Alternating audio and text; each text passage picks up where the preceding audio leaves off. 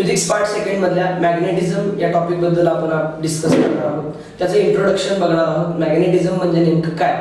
मॅग्नेटिझमला आपण मराठीमध्ये चुंबकत्व असं म्हणतो.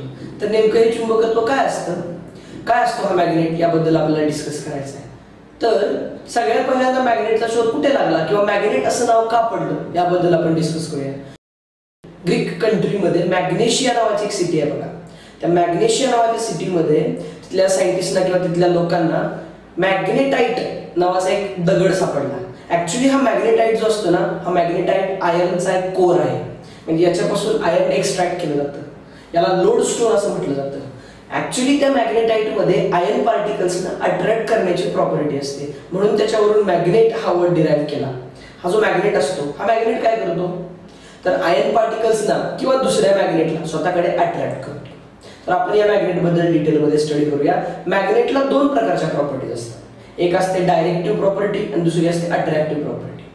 आता डायरेक्टिव्ह प्रॉपर्टी म्हणजे काय तर बघा, आपण जर एक मॅग्नेटचा पीस घेतला आणि या मॅग्नेटच्या पीसला जर आपण एअर मध्ये फ्रीली सस्पेंड केलं तर आपल्या असं लक्षात येईल हा मॅग्नेट आपोआप असा रोटेट होतो नॉर्थ साऊथ डायरेक्शन मध्ये.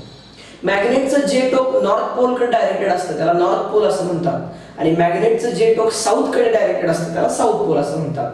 म्हणजे थोडक्यात असं की आपल्याकडे मॅग्नेटला मिनिमम 2 पोल्स असतात. नॉर्थ कडे डायरेक्टेड असणारा नॉर्थ पोल आणि साऊथ कडे डायरेक्टेड असणारा साऊथ पोल. त्यानंतर ही झाली डायरेक्टिव्ह प्रॉपर्टी. यानंतर आपण बघूया अट्रॅक्टिव्ह प्रॉपर्टी. आता ही अट्रॅक्टिव्ह प्रॉपर्टी म्हणजे काय, जर आपण मॅग्नेटचा एक पीस घेतला आणि या मॅग्नेटच्या पीस जवळ आपण जर आयर्नचे पार्टिकल्स घेतले तर आपल्या असं लक्षात येईल हा मॅग्नेट या आयर्न पार्टिकल्सना स्वतःकडे अट्रॅक्ट करतो. ही झाली त्याची अट्रॅक्टिव्ह प्रॉपर्टी.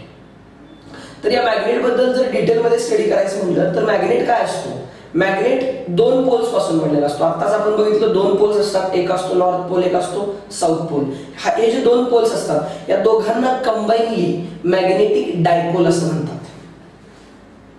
या मॅग्नेटिक डायपोल मध्ये 2 पोल असतात, यांना कंबाइनली काय म्हटलं जातं, मॅग्नेटिक डायपोल.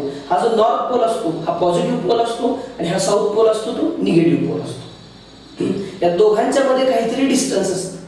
या 2 पोल्सच्या मध्ये जे डिस्टन्स असतं त्या डिस्टन्सला मॅग्नेटिक लेंथ असं म्हटलं जातं.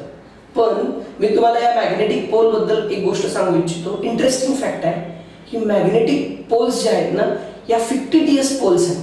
50ts पोल्स म्हणजे ज्या कोणी बघितलेल्या नाहीयेत, ज्या कोणी ऑब्झर्व केलेल्या नाहीयेत, ज्या इमॅजिनरी आहेत यांना आपण 50ts पोल्स म्हणतो. आत्ताच आपण काय म्हटलं, मॅग्नेटच्या 2 पोल्स मध्ये जे डिस्टन्स असतं त्या डिस्टन्सला मॅग्नेटिक लेंथ असं म्हणतो. आणि खाली असं म्हटलं की मॅग्नेटिक पोल्स हे 50ts आहेत. म्हणजे एक्झिस्ट करतात, पण कुठे एक्झिस्ट करतात हे माहित नाही आपल्याला. तर ऍक्च्युली जर 2 पोल्स 50ts असतील तर त्या दोघांमधली लेंथ आपण कशी काढणार, तर त्या दोघांमधली लेंथ काढण्यासाठी आपण एक वेगळा फॉर्म्युला वापरतो. Magnetic length is equal to 5/6 into geometrical length. याच्यामध्ये आपण काय करतो, जॉमेट्रिकल लेंथ म्हणजे मॅग्नेटच्या या टोकापासून या टोकापर्यंत जे काही अंतर आहे ते आपण स्केल लावून मेजर करू शकतो. त्याला म्हणायचं जॉमेट्रिकल लेंथ, आणि त्या जॉमेट्रिकल लेंथला 5/6 न मल्टिप्लाय केलं की आपल्याला मिळते ती मॅग्नेटिक लेंथ.